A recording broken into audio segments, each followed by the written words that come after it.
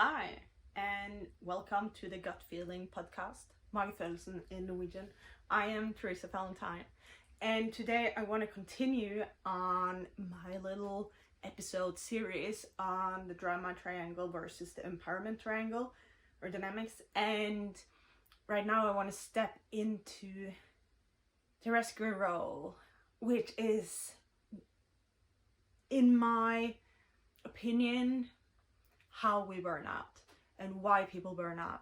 I see it a lot in, aid organizations, typical like environmentalists, activists, doctors, therapists, coaches, people who are in a role where they want to rescue someone from their really bad situation.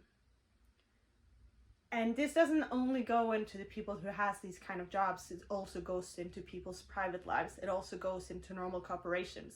Because what happens is that when people are in this rescue role, it's actually a misunderstood way of feeling love. The only way that these people feel love, maybe not the only way, but it's one of the ways, and it's a bit kind of like this.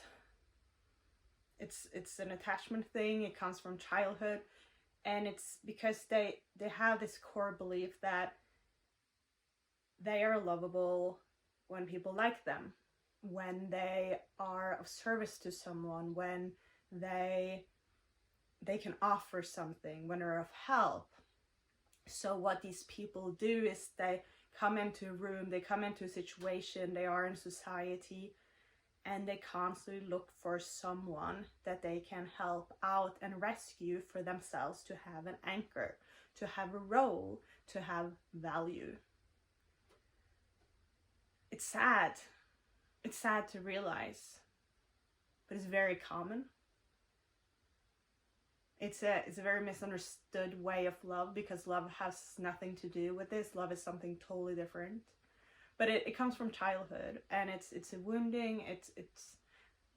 It basically means that these people, they end up really attracting someone / a victim, someone who has a need, someone who maybe isn't that confident, who's insecure, who's hurt, who's wounded, who has some mental issues, who's depressed, who's anxious, you name it. It can be, a developing country, it can be a country at war, it can be people at war.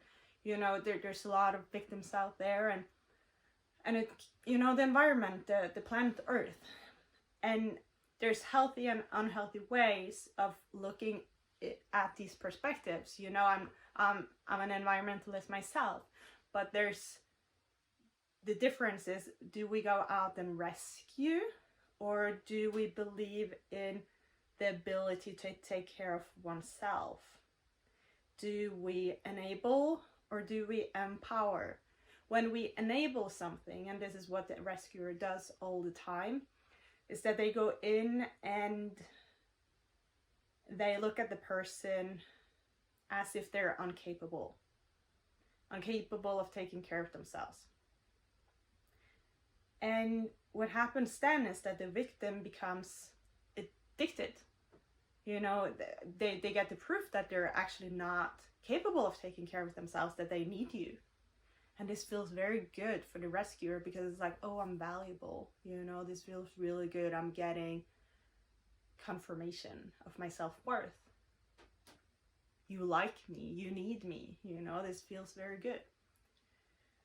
But it's very draining for the rescuer, because they go into this relationship, this dynamic, and then their focus is constantly outwards. It's constantly on something else than themselves, constantly rescuing someone else, something else, searching something that needs to be fixed.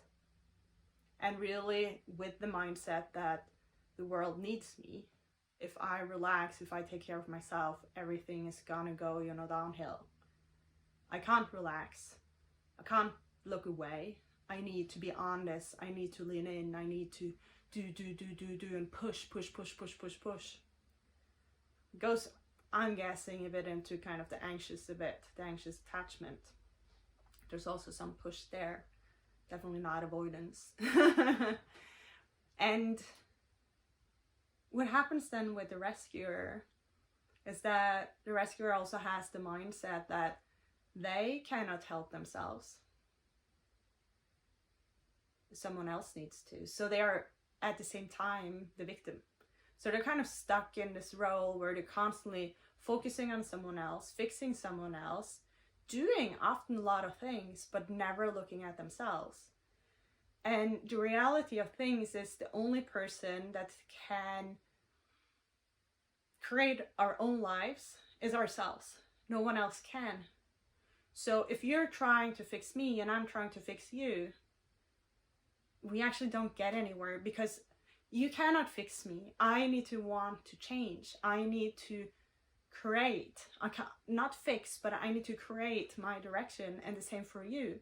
And the same for people in other countries. So this we see a lot in the aid organization business, whatever, that the heroes, fixers from the Western countries, they go in, for example, to Africa, in an area where there's drought. Yeah, you know, the dry thing, not the draft like the, or, you know, there's conflicts or hunger or wherever, and we go in and we give them the solution, because we look at them as the victim. We look from up here and down on them. You need my help. I'm so kind. I'm a good person. You need me, and here's the solution. I am here to rescue you. The thing is, it doesn't work, you know, because they haven't found a way to solve their own problems. You also have aid organizations that are really good at exactly this. They go in as a coach instead of a rescuer, and they help them, they empower them, they use the money into investments that the people at the place actually create.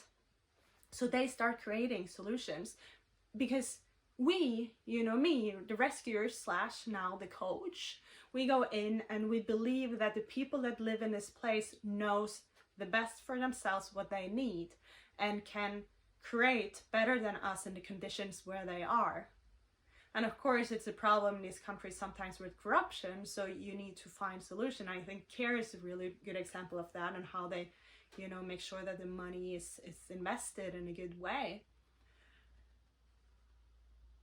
And I hope you're following me in this, because when we rescue, you know, we send money, we send energy, we send effort, whatever we do in a rescuer way, we're kind of like sending a lot of energy into an empty hole, because the other person isn't really capable of receiving it.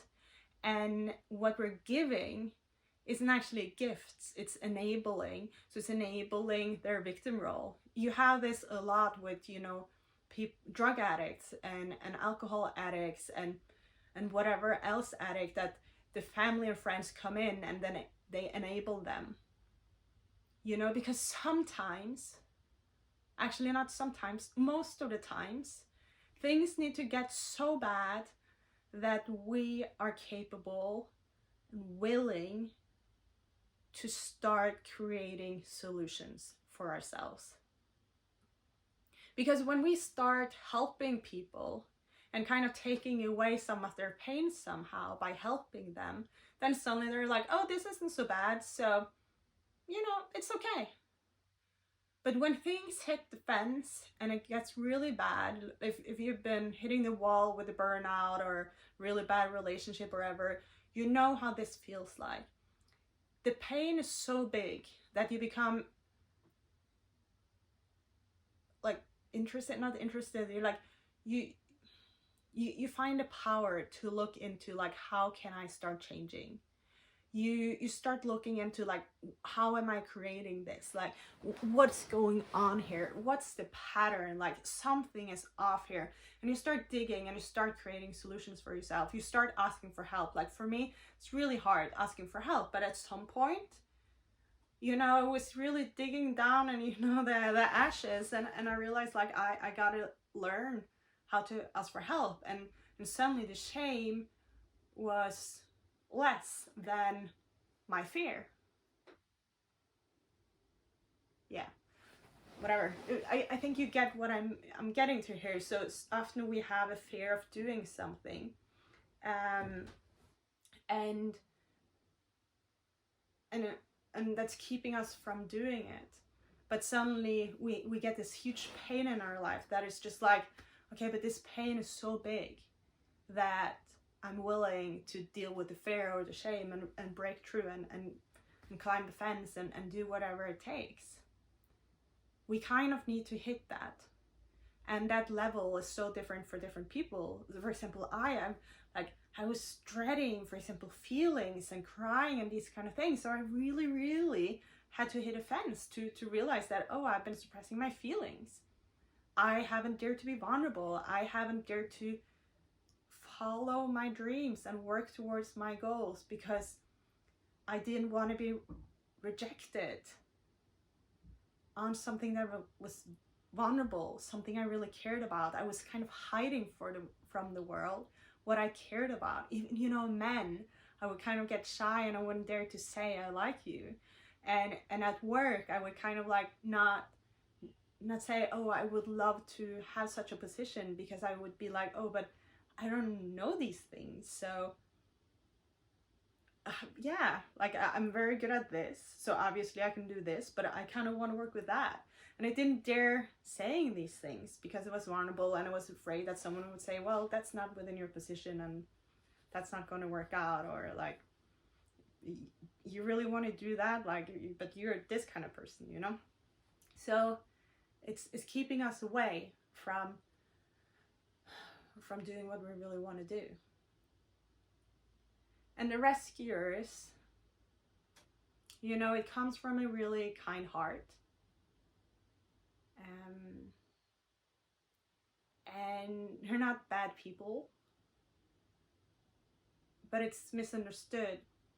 And it is actually a bit kind of like like they do actually look a bit down on people. I've been in this role, so I'm saying this with like less shame now than I used to have, but it is a form of looking down on people and saying, you are not capable, I am.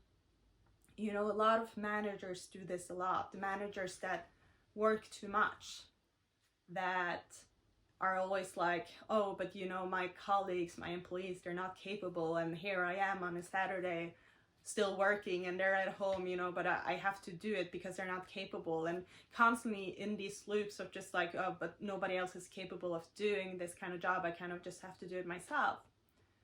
Well, if that's what you're saying, that's what you're creating. If you start believing in people, really believing you are capable, and finding the tools to help people create the things, and also trusting that what they create is as good as you create, maybe in a different way, and also just allowing people to do it their way, something happens. Suddenly people get motivated, they feel inspired, they feel that someone trusts in them, someone believes in them, and suddenly, they spend more time and effort into looking into it because someone believes in them. What happens when we don't? When we feel that no matter what we do is not good enough, that there's this underlying like, oh, you're not able?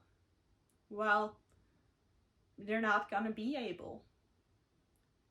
If you, at your core, don't believe that other people are capable, they will not be capable.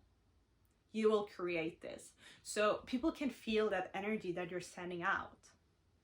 So if you're, in your home, in a relationship, in your family, in a company, in politics, or whatever it is, aid organization, and you are thinking these people are not capable, well, then they're not gonna be.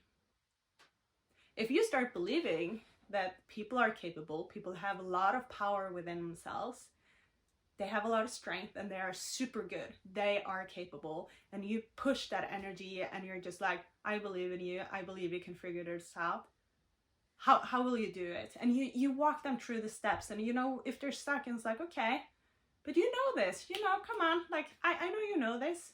How would you solve it? You know, if you go in with this energy and it's like, okay, I hear you feel you're stuck. So what do you need? You know, and asking them specifically, what do you need to get through this obstacle? Because sometimes people are stuck at something specific.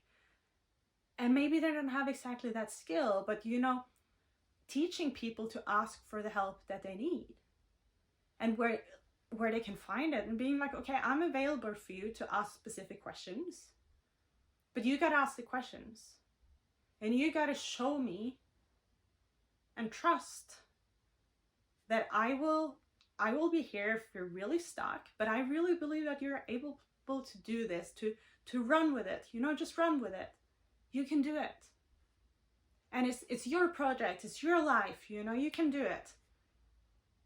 So much happens just, you know, around this, and really putting in these words into someone's brain, because when someone is stuck in this, I cannot, I'm not able to, and there's a lot of shame there, there's the fear of failing, there's the fear of like, oh, what if it's not good enough, and the fear of asking questions or asking for help or looking stupid and all of these things. But if it's like, I believe that you're able to, I'm not saying that you know everything right now, but I know that someday you're gonna manage. So how will you? This is a coach energy, so different than the rescuer energy. So if you really want to stop burning out in your life, if you want to have energy, if you want to feel great, if you want to work towards your own goals, you gotta stop feeling sorry for people. You gotta stop worrying for people. And you gotta start believing that no matter what happens, that people will handle it. People will handle the lives that they themselves create. Because that's the thing. Everyone around us, everyone in the world creates their own life somehow. And some people are stuck in a mentality, you know, and this is everywhere in the world, in a mentality where it's not possible. And are we enabling that? Or are we saying, I understand that this is challenging, I fully do, what can you still do? You know, what do you need in this moment? Which steps can you take to create something in your surroundings? Because we can't do that from the distance. We gotta be the people that do it in our own lives. We cannot fix another country. We kind of have to trust that they gotta do it themselves. And we gotta focus here. Because in the Western world, we have this tendency to look at the other side of the world and looking at them and rescuing them. While, like, I live in Norway, and we have this thing where, you know, in Asia and in so many other countries, you know, they have, I don't know, I don't remember the word, but basically like wiped out most of their animals, the nature life, fish, and you know, there's a lot of natural disasters. But the thing is, we have a lot of the same things in Norway. You know, we have very few insects. We have more than they have in the UK, fortunately. We have, like, I live in Oslo, like our whole fjord is dead. We have, like, you know, bio organics from like farming way into the country. We are like building cabins and, you know, just like ruining a lot of land. And we're kind of like, oh, but we're better. Are we?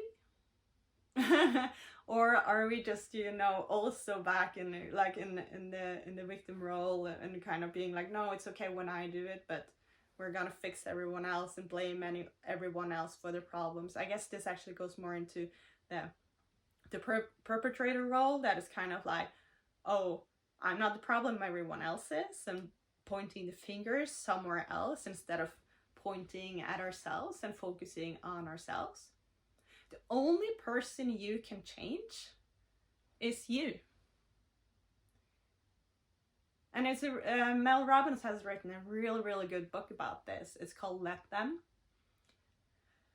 And it's basically about like just letting people be, and letting yourself create your own life, because you cannot change anyone else.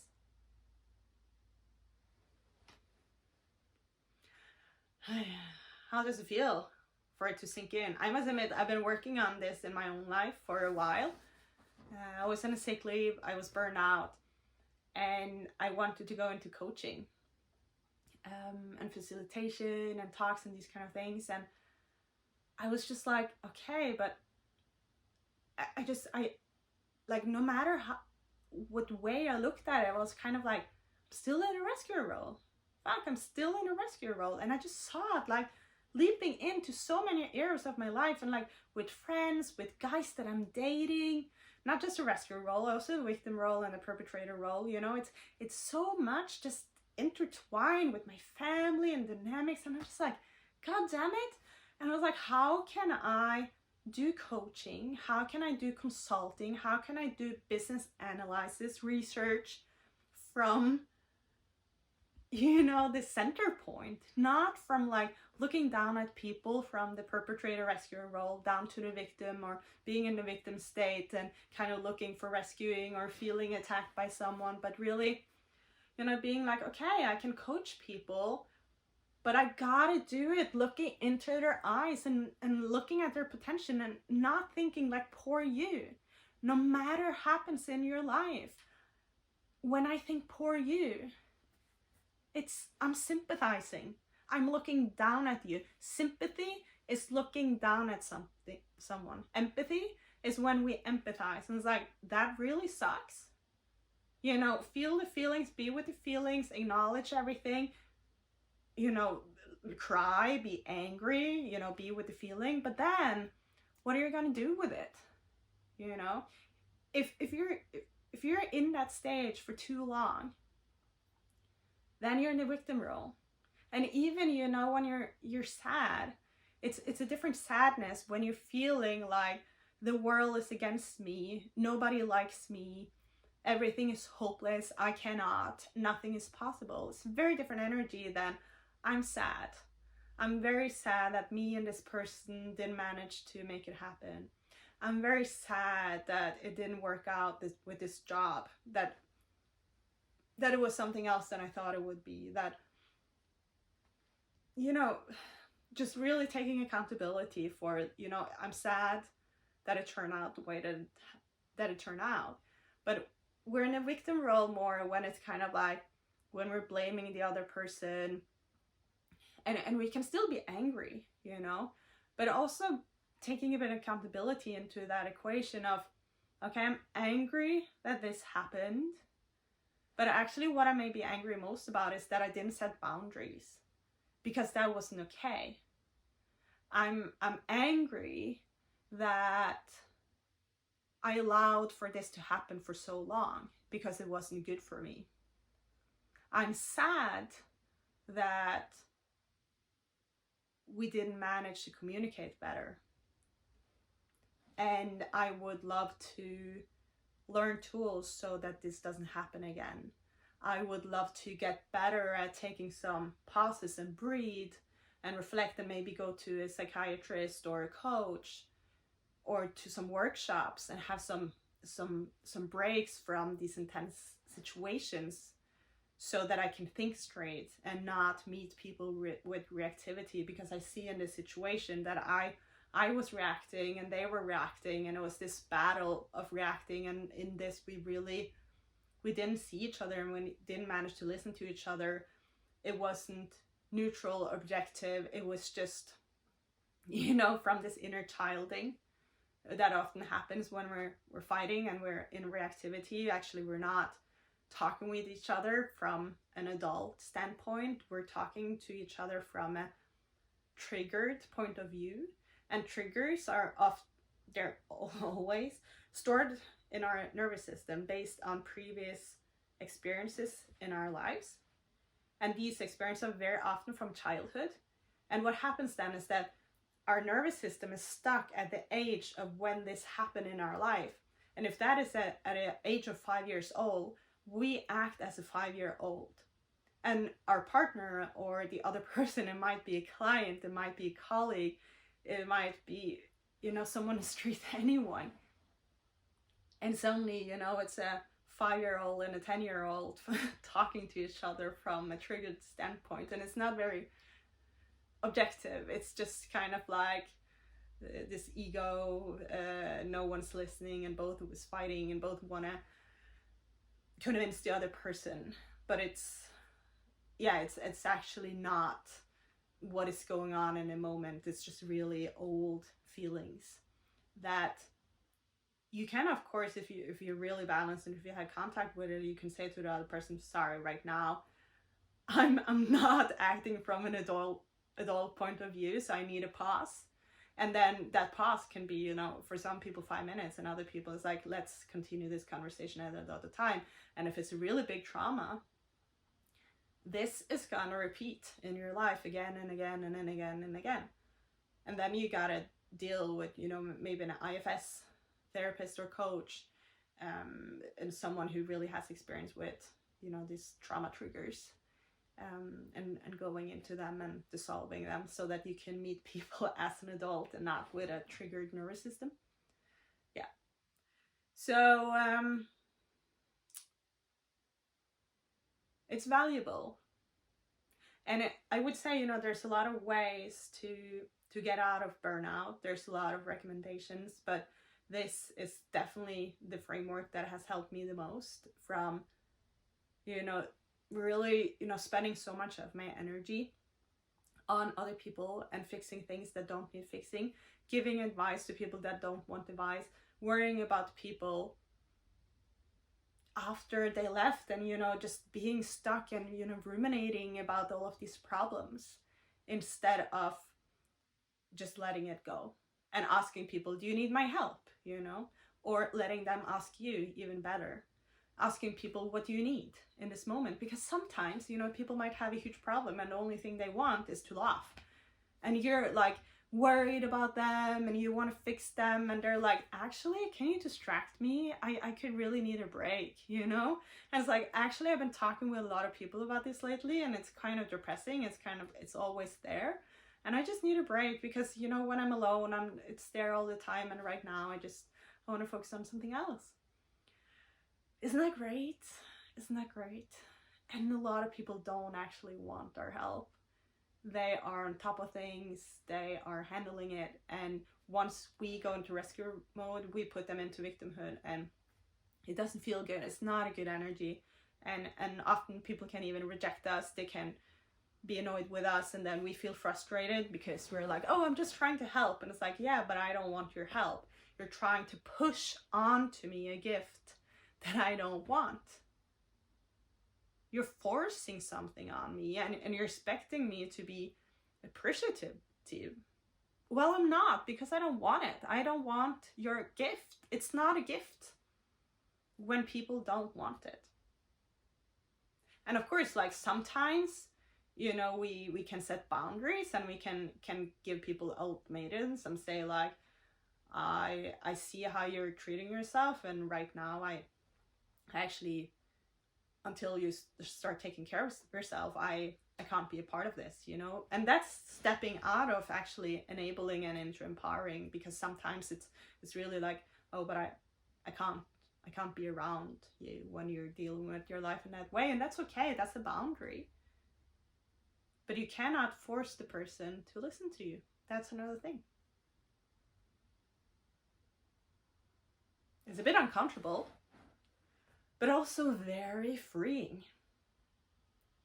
It frees up for these rescuers, for these heroes. It gives you a lot of energy. And what's gonna shift in your life when you go into a room is you're gonna realize how often you go into a room and you look for the person who needs help, who looks insecure, who needs your rescuing. And suddenly you go into a room and it's like, oh, who do I want to talk with? And when you're in a conversation, you don't ask questions to figure out what problems do they have and how can I help them. Suddenly you start asking questions about what you're curious about. Suddenly you realize, oh shit, so much of my life has gone into figuring out how can I rescue and help people. And the social anchoring disappears a little bit. And you might realize that actually it's how you feel safe. And that's a bit, it can be a bit scary, because the hero role, it's, you know, it is a form of seeking approval and love from people. And it's this kind of, I give this to you even though you don't want it, and I need your appreciation and love in return. But the thing is, it's not appreciation and love, it's actually not. So suddenly the rescuer, the hero, needs to find some kind of other anchoring, and the anchoring is on the inside. Realizing that love is something very different. You don't have to rescue someone to be lovable. The only thing you need is to believe that you are lovable, that you are worthy, and that you're good enough as you are. And isn't that interesting? Because you also don't need rescuing and fixing. Nobody needs to come and rescue you. You can create your own life, and I have another episode on that. That you are powerful. You can create the things that you want. Nobody needs to come in and save you. And you can start moving all of that energy, all of that research, all of that power that you've been using on everyone else into your own life. The research, analyzing. How can you use all of that into your own advantage to create a life where you have energy, where you feel great? Because the thing is, you're so capable, you know, you just get things done for everyone else but yourself. And this is what's burning you out. You don't feel worthy of your own energy, of focusing on you. Well, you are. And the thing is, the more you focus on you, the better for everyone else. Because you're going to have more energy, you're going to create great things, and you're going to create out of, you know, this inner anchoring. You're not going to burn out. And it's going to feel better for people as well, because they're also going to feel empowered around you because you believe in them and you believe in themselves. That's such a different energy. Don't you want that? I realize that me saying these things might, you know, trigger and disrupt like your whole life. It has 100% for me. Like, I'm looking at my life in a very different way. It's worth it though.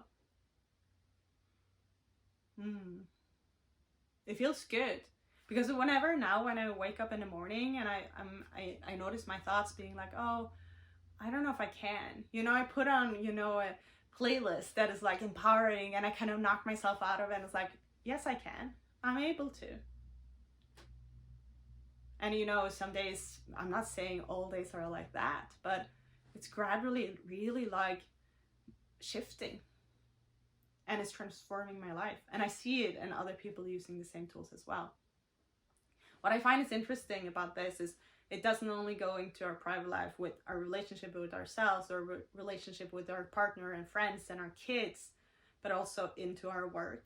It goes into international politics. It goes into corporations. It goes into global conflicts. It's relevant for how we spend our money. And how we don't, and the boundaries that we set, and just how we view the world, how we look at the news, you know, because the media is really feeding this at us, you know, really feeding, you know, the victim role, and getting people into the rescuers or perpetrators, or actually victims sometimes as well, because people just feel helpless, being like, oh, there's nothing I can do. Yeah. Doesn't it feel great to know that you are actually creating your own misery in a way, in this protective state, and realizing that you can let it go. And by letting it go, you and everyone else will be better off. And you will have more energy. And you can spend your time and money and energy on things that you want. Things that actually makes you happy. Instead of digging into problems and worries and things that are bad, you can focus on actually things that inspire you. And I'm not saying like to look away when people are in a challenging place, but it's about meeting them with the energy of like, this really sucks, but I know that you can handle this. And I'm here, you know. Yeah, different attitude, different mindset. And you know, no matter what happens, I can handle it and you can handle it. And together, we can handle it. No matter the shit, no matter the pain, we don't have to rescue. They're not a victim. There are situations where, you know, it's, yeah, there are some, how to say, like, situations where, of course, like, we gotta take things serious and where there's an imbalance. But in most situations, no. Nobody needs to be rescued. Especially not at work. Especially not against their partners in most normal relationships.